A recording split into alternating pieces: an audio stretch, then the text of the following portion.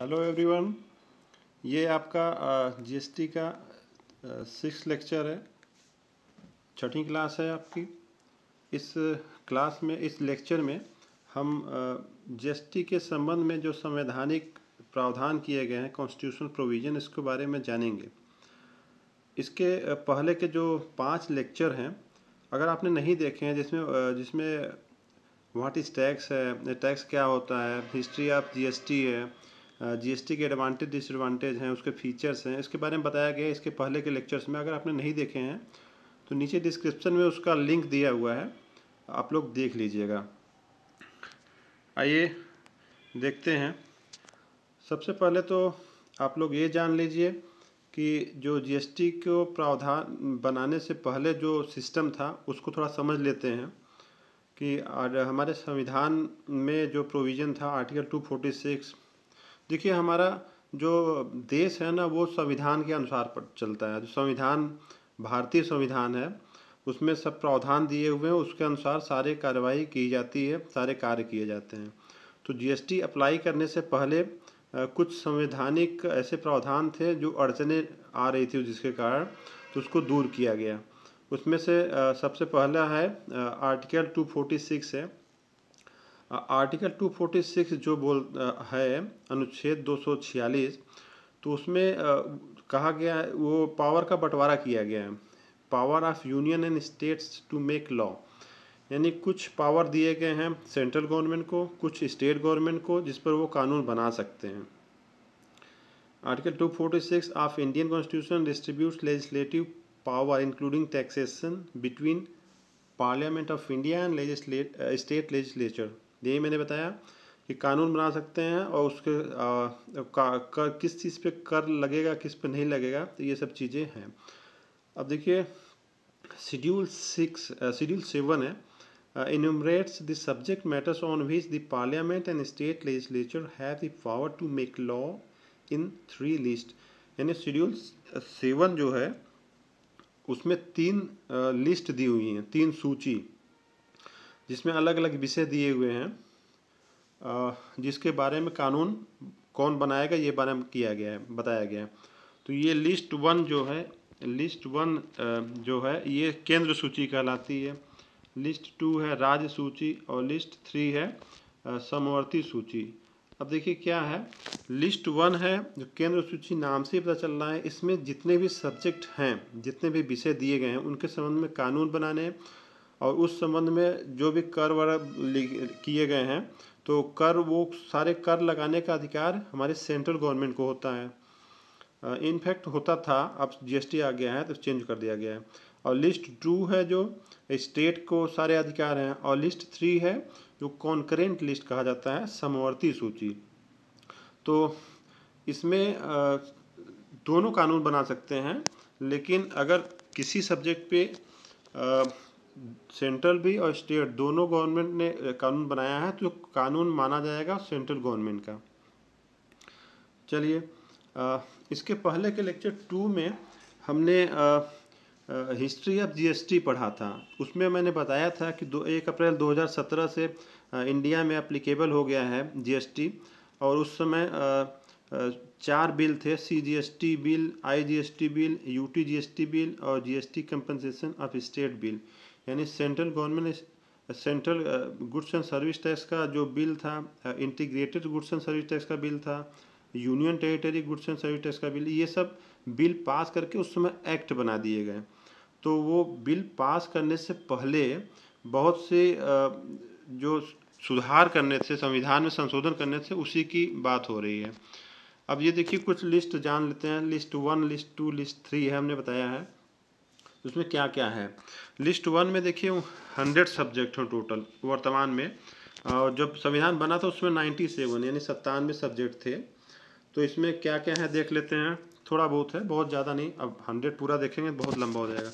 अब जैसे ये एंट्री 8 हमने लिखा है, यानी 8वें नंबर पर उसमें लिखा हुआ है, 1 2 3 4 करके लिखा हुआ है, central bureau of intelligence and investigation, यानी वही सीबीआई जो है वो सेंट्रल गवर्नमेंट के अधीन आती है। उसके संबंध में कानून केंद्र बनाता है, केंद्र सरकार, सेंट्रल गवर्नमेंट। ये मैंने टैक्स से रिलेटेड नहीं है, ऐसे ही जानकारी के लिए लिख दिया। बाकी आगे का देखिए टैक्स है। एंट्री 82 है, 83 है, 84 है।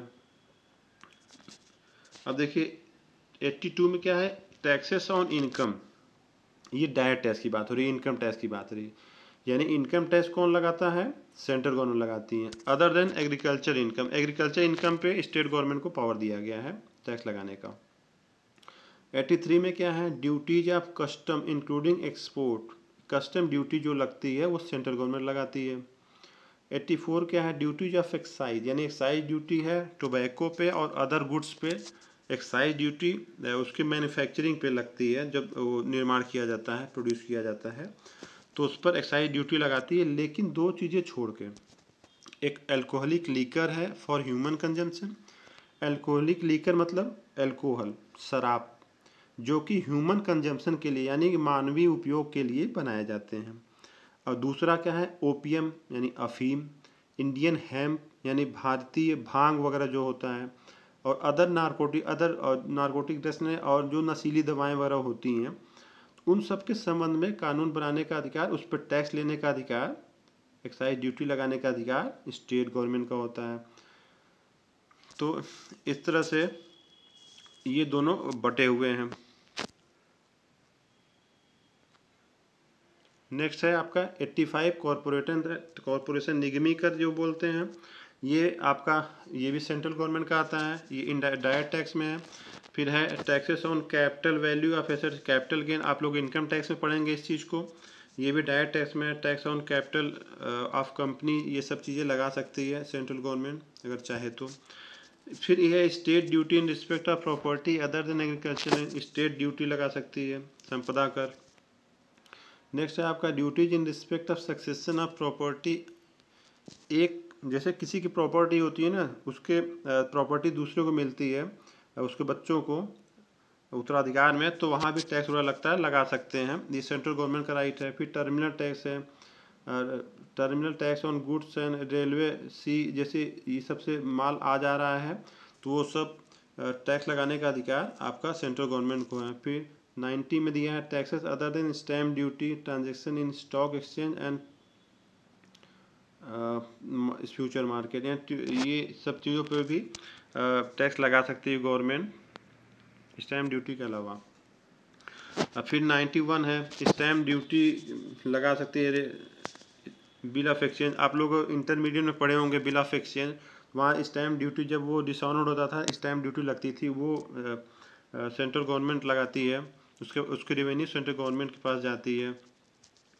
अब जैसे letter of credit, policies, insurance, ये सब की भी सेंट्रल गवर्नमेंट ही लगाती है।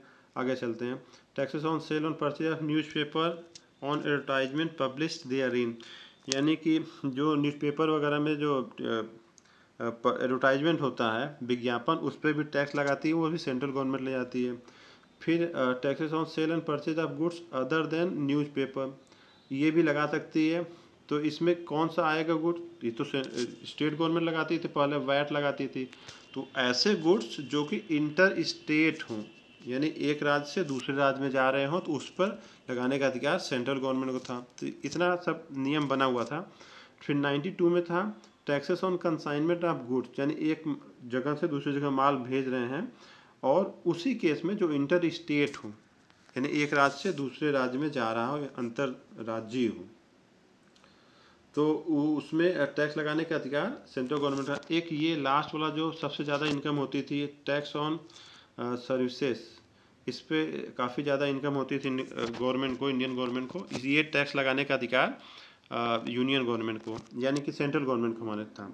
अब दूसरी लिस्ट देखिए, राज्य सूची है, इसमें वो 66 सब्जेक्ट हैं टोटल, मैंने लिखा हुआ है, टोटल 66 सब्जेक्ट हैं, जिस पे कानून बनाने का अधिकार राज्यों को है, अपने अपने राज्यों को, और टैक्स भी उसी में आता है।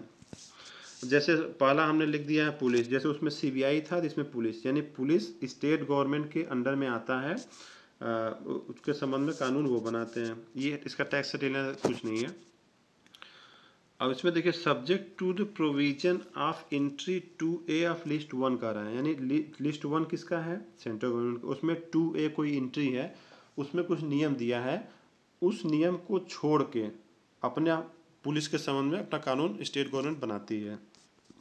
अब एंट्री 51 क्या है, जैसे उसमें था संभवतः 82 था, ये है 84। तो ये कह रहे हैं सब पे हम एक्साइज ड्यूटी लगाएंगे लेकिन 2 आइटम को छोड़ के। तो वही चीज़ यहाँ भी बोल रहे हैं कि आप अल्कोहलिक लीकर है ह्यूमन कंजम्पशन पे, और ये ओपीएम है, अफीम है और भांग वगैरह, ये सब नशीली दवाओं पे ये स्टेट गवर्नमेंट लगाएगी। ये लिस्ट 2 में लिखा हुआ है। But not including toilet preparation containing alcoholic, मतलब टॉयलेट प्रिपरेशन वगैरह जो होता है, जो बनाते हैं सामान वगैरह, उसमें अगर अल्कोहल वगैरह मिला रहे हैं उसके यूज करके तो उसको छोड़ के। फिर नेक्स्ट है 52, एंट्री टैक्स वगैरह लगता है ना लोकल एरिया, जैसे एक सिटी से दूसरी सिटी में जाते हैं तो चुंगी वगैरह लगता है, तो वो सब स्टेट गवर्नमेंट लगाती है। नेक्स्ट है आपका tax on consumption of sale of electricity.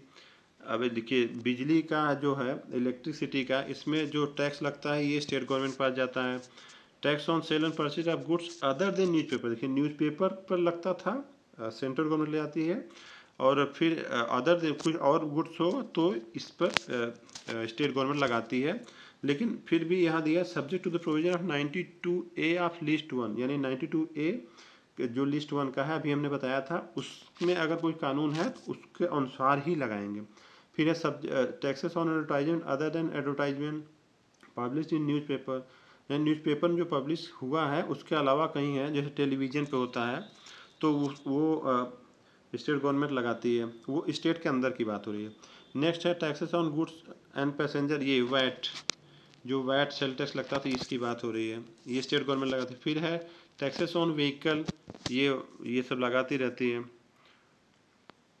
फिर नेक्स्ट है tax on animal and boats, जैसे पशुओं पर भी, जैसे आप लोग गाय भैंस रखते हैं ना, उस पर भी टैक्स लगाने का अधिकार गवर्नमेंट को है। लगाई नहीं है वो अलग चीज़ है, अभी कुछ दिन पहले पंजाब गवर्नमेंट भी ये लगाने का प्रयास की थी, उसका पुरजोर विरोध हुआ था। कुछ रुपया था, कुछ परसेंट था, लगाने का प्रयास कर रही थी कि वहाँ गाय भैंस जो रखें सब पे, वो अपनी इनकम बढ़ाने के लिए। फिर टोल टैक्स है, ये भी स्टेट गवर्नमेंट है। प्रोफेशन पे कोई टैक्स लगाती है, एम्प्लॉयमेंट पे। फिर ये है कैपिटलाइजेशन टैक्स है, तो ये सब स्टेट गवर्नमेंट लगाती है। फिर लग्जरी टैक्स है, इंटरटेनमेंट टैक्स है, amusement tax, betting and gambling, जुआ वगैरह खेलते हैं उस पर भी टैक्स लगता है, तो स्टेट गवर्नमेंट के पास जाता है। फिर ये है स्टैम्प ड्यूटी, देखिए लगता है लिस्ट 1 में कुछ स्टैम्प ड्यूटी लगी थी, उसको छोड़ के बाकी सारे डॉक्यूमेंट पे स्टेट गवर्नमेंट का लगता है।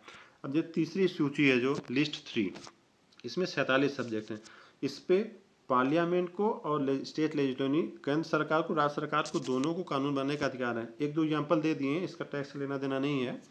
जैसे एजुकेशन है, शिक्षा, आप लोग को नॉलेज के लिए सब बता दे रहे हैं।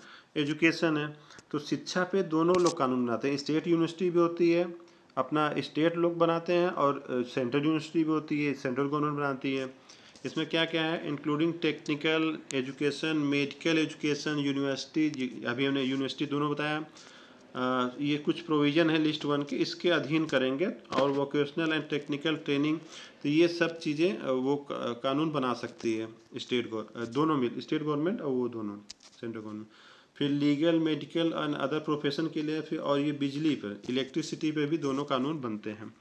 अब देखिए यहाँ समस्या क्या आई, तीनों के लिए अलग अलग बटा हुआ है, सॉरी दोनों के लिए अलग अलग बटा हुआ है। लिस्ट 1 लिस्ट 2 में स्टेट गवर्नमेंट और सेंट्रल गवर्नमेंट।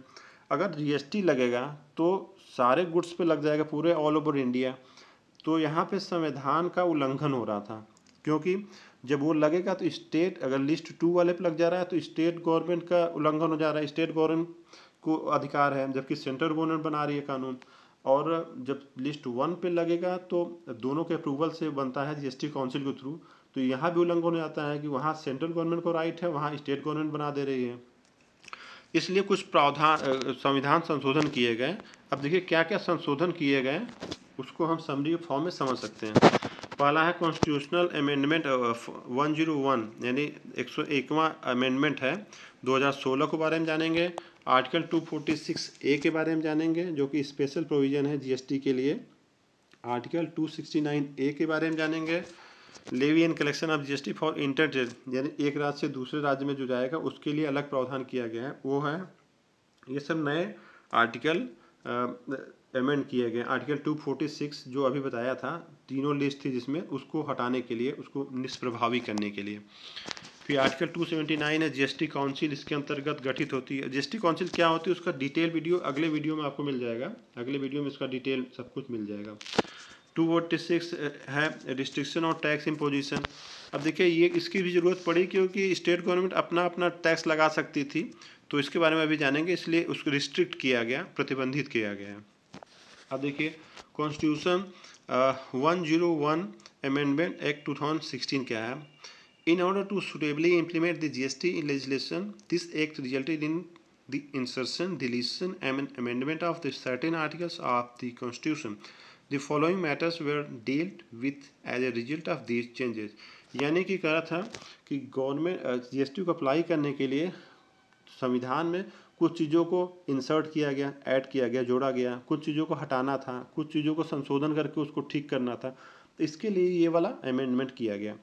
तो पहला इसमें क्या किया गया, to delineation of power of to levy the to and make law with respect to GST. इसमें कहा गया जीएसटी संबंध में कानून कौन बनाएगा, दोनों के अंदर स्टेट और सेंट्रल के अंदर लड़ाई होती थी ना कि कौन कानून बनाएगा, तो ये इसके अंतर्गत किया गया, निश्चित किया गया। फिर applicability and scope of GST, इसका स्कोप क्या होगा जीएसटी का, जो लॉ बनेगी कहाँ तक अप्लाई होगा, किस किन चीज़ों पर अप्लाई होगा, ये चीज़ देख इसके अंतर्गत आया, डिसाइड किया गया। Manner and apportionment of revenue from GST among state, यानी ये तरीका ढूंढा गया कि जो जीएसटी से रेवेन्यू होगी, इनकम होगी, सेंट्रल और स्टेट में किस तरह से बटेगा, कितना कितना बटेगा। नेक्स्ट है आपका constitutional power and duties of GST council. GST council 279 में था ना, अभी बताया था, गठित करने का अधिकार दिया गया प्रेसिडेंट को यानी राष्ट्रपति को। तो उसका पावर क्या होगा, ड्यूटीज क्या होगी, उसके फंक्शन क्या होंगे, इसके बारे में अगले वीडियो में आपको मिल जाएगा, जल्दी दे देंगे उसको, अपलोड करेंगे। Discontinuation of existing law to give way to GST, मतलब जो वर्तमान में लिस्ट 1, लिस्ट 2, लिस्ट 3 और कानून वगैरह हैं, तो सबको समाप्त किया गया इस संशोधन के थ्रू, क्योंकि जीएसटी अप्लाई हो जाए। फिर manner of providing compensation to states for loss of revenue on account of introduction of GST. GST से अप्लाई होने से बहुत से राज्यों को लॉस हो रही थी रेवेन्यू की, खासकर मैंने बताया था ना, महाराष्ट्र है, गुजरात है, इन सबको लॉस हो रहा था, उसके कुछ सबकी ज़्यादा इनकम होती थी, तो उसके लिए कंपनसेशन की व्यवस्था की गई। इसीलिए हम बताया था ना GST compensation of state, compensation to states bill, ये पास किया गया। 2% दिया जाता है कंपनसेशन इन सब राज्यों को जिनको लॉस हुआ था। अब देखिए आर्टिकल 246A लाया गया, 246 को हटा के, इसमें क्या है, special provision for GST not anything contained in article 246 and 254। कह रहा है 246 जो आर्टिकल है अनुच्छेद और 254 उसमें कुछ भी लिखा हो उसको निष्प्रभावी कर दिया गया ये लिख के। अब 246 और 254 में क्या था ये जानना जरूरी है। 246 तो अभी बताया, power of union and state to make law, यानी उसके संबंध में लिस्ट 1, लिस्ट 2, लिस्ट 3 था। 254 में क्या था, भारतीय संविधान के ये अनुच्छेद जो 254 है ये कहता था, जो कॉन्करेंट लिस्ट था, तीसरी सूची थी ना, उसमें जो कानून बनाया जाएगा, कानून दोनों बना सकते हैं, लेकिन जो राज्य कानून बनाएगा अगर उसमें संसद भी कानून बना देता है तो स्टेट वाला जो कानून होगा वो अमान्य हो जाएगा, ये 254 बोलता है। तो इन दोनों आर्टिकल को ख़त्म कर दिया गया। पार्लियामेंट है subject to the clause 2 of the legislation, ये क्लॉज 1 है आपका, और क्लॉज 2 इसके बाद बताएंगे अभी। Legislature of every state have power to make law with respect to goods and services imported by the union और such state। यानी कह रहा है प्रत्येक राज्य के विधानमंडल को कानून बनाने का अधिकार है, वस्तु कर और सेवा कर लगाने का अधिकार है, लेकिन जो इसके बाद हम क्लॉज 2 बताएंगे दूसरा नंबर, उसके अधीन होगा, वो उसकी अवहेलना वो नहीं कर सकता। यानी कि पावर तो दे रहे हैं स्टेट गवर्नमेंट को जीएसटी लगने के बाद भी, लेकिन कह रहे हैं ये इसके अधीन होगा। अब इसमें क्या लिखा है, parliament has exclusive power to make law with respect to the goods and services where the supply of goods और services for both takes and place in course of inter state trade और commerce. यानी वो अपना कानून तो बना सकते हैं, लेकिन इंटर स्टेट कानून जो एक राज्य से दूसरे राज्य में हो वो संसद को ही उनका अधिकार होगा उस पर कानून बनाने का। ये 246A कहता है। फिर नेक्स्ट है आपका 269A, levy and collection of GST for inter supply. जो इंटर स्टेट एक राज्य से दूसरे राज्य में होता है अंतर्राज्यीय व्यापार, उसके संबंध में जो कलेक्शन होगा और फिर कैसे विभाजित होगा, ये इसके बारे में कहा है। अंतर्राज्यीय व्यापार के संदर्भ में माल की आपूर्ति एवं सेवाओं पर जो जीएसटी लगाया जाएगा उसको केवल राज्य केंद्र सरकार द्वारा एकत्र किया जाएगा। देखिए, कलेक्ट तो केंद्र गवर्नमेंट हो रही है, सेंट्रल गवर्नमेंट, किंतु जीएसटी परिषद की सिफारिश, जो जीएसटी काउंसिल थी अभी जो बनाई गई है, बात हो रही थी जीएसटी सिफारिश पर विधि द्वारा तय किए गए ढंग से संघ और राज्यों की विधि से विभाजित कर दिया जाएगा। यानी इंटर स्टेट सप्लाई जो होती है उस पर जो IGST लगेगा वो भी सप्लाई किया जाएगा, जैसा जीएसटी काउंसिल डिसाइड करे। अगर ज़रूरत हुई तो ही डिसाइड किया जाएगा, नहीं तो कलेक्शन और उसको रखने का अधिकार हालांकि सेंट्रल गवर्नमेंट के पास ही है। नेक्स्ट है आर्टिकल 279A। अब जीएसटी काउंसिल के संबंध में है, यही जो मैंने अभी बताया था, ये 122वें संशोधन अधिनियम 2014 के प्रारंभ होने की 60 दिनों के भीतर वस्तु एवं सेवा कर परिषद का गठन करने का अधिकार देता है किसको? राष्ट्रपति को। Article 279A। अब एक 286 है लास्ट वाला, वो देख लीजिए। ये रिस्ट्रिक्शन लगाता है टैक्स इम्पोजिशन पे। ये कहता है राज्य की कोई विधि यानी कोई कानून वगैरह माल के क्रय या विक्रय पर, ऐसा कोई क्रय या विक्रय राज्य के बाहर या राज्य क्षेत्र के भारत के राज्य क्षेत्र में माल के आयात या उसके बाहर निर्यात के दौरान होता है तो इससे कोई कर नहीं लगाएगा। पहले था एक तरफ तो अधिकार दिया सेंट्रल गवर्नमेंट को कर लगाने का और दूसरी तरफ राज्यों पर रिस्ट्रिक्शन लगाती। कोई भी कानून होता है ना, एक तरफ कहता है ये इंक्लूड होगा, तो फिर ये भी बताता है कौन कौन सा इंक्लूड नहीं होगा उस चीज़ में, वही चीज़ है।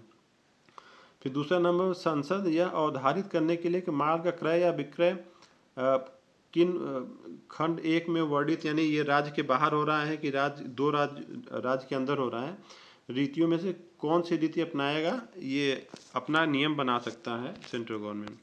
फिर आपका थर्ड है, जहाँ तक किसी राज्य की कोई विधि यानी कोई कानून राज्य का है उसके संबंध में है, तो ऐसे माल के संबंध के जो संसद द्वारा विधि द्वारा अंतर्राज्यीय एक राज्य से दूसरे राज्य में व्यापार हो रहा है और वाणिज्य हो रहा है, तो इसका विशेष महत्व का माल घोषित किया जाएगा, तो इसके संबंध में कर बना सकती है।